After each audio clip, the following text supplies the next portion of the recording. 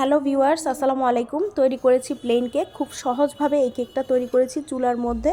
আর এই কেকটা খুবই সুন্দর, তুলতুলে আর নরম ছিল খেতে। খুবই মজা হয়েছে, একদম বাজারের দোকানের মতো দেখেই বোঝা যাচ্ছে।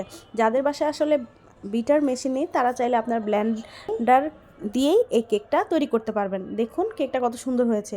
তো এখানে আমি 2টা ডিম নিয়েছি রুম টেম্পারেচারে থাকা, আর হাফ কাপ পরিমাণ চিনি নিয়েছি। এখন এটা ভালো করে ডিম আর চিনি ব্লেন্ডারে ব্লেন্ড করে নিব 5 মিনিটের জন্য। খুবই ভালো করে নিতে হবে।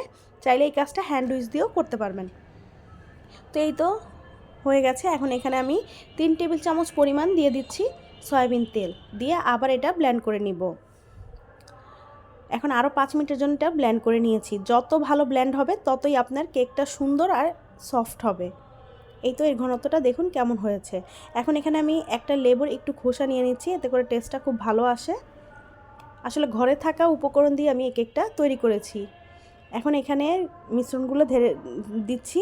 এখানে আমি ডিমের মিশ্রণের সাথে এখন 1 টেবিল চামচ দিয়েছি বেকিং পাউডার, আর হাফ টি স্পুন দিয়েছি বেকিং সোডা, আর 1 কাপ পরিমাণ এখানে ময়দা নিয়েছি। চাইলে আপনারা আটাও দিতে পারেন, তবে ময়দাটা দিলে কেকটা খুব ভালো হয়। তো অবশ্যই ময়দা দেওয়ার সময় একবারে দিবেন না, অল্প অল্প করে 3বারে দিবেন, এতে করে। আর বেটারটা খুব আলতোভাবে করতে হবে, জোরে জোরে করা যাবে না। এখানে এখন আমি 4 টেবিল চামচ গুঁড়া দুধ দিয়েছি। আপনার চাইলে এটা দিতে পারেন, না চাইলে স্কিপ করতে পারেন, তবে দিলে এই কেকের টেস্টটা খুব ভালো হয়। এখানে 1 টেবিল চামচ পরিমাণ আমি লেবুর রস দিয়ে দিয়েছি।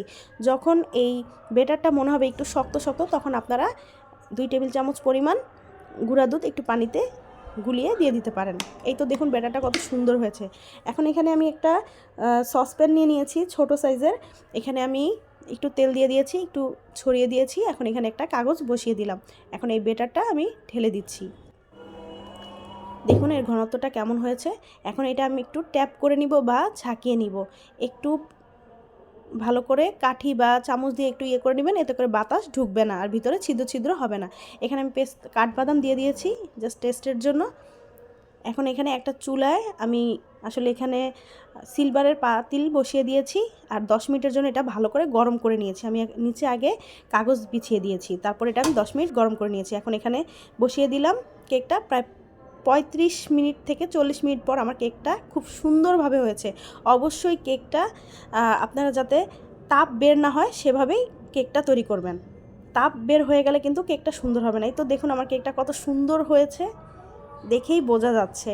আমি এই তো আপনাদের সামনে একদম খুলে দেখাচ্ছি উপরের কাগজটা। একদম দেখুন কত সুন্দর সফট আর তুলতুলে হয়েছে। দেখুন ব্লেন্ডারে আমি এটা তৈরি করেছি কত সুন্দরভাবে। আপনারাও এভাবে ফলো করলে আপনাদের কেকটাও এত সুন্দর আর সফট হবে।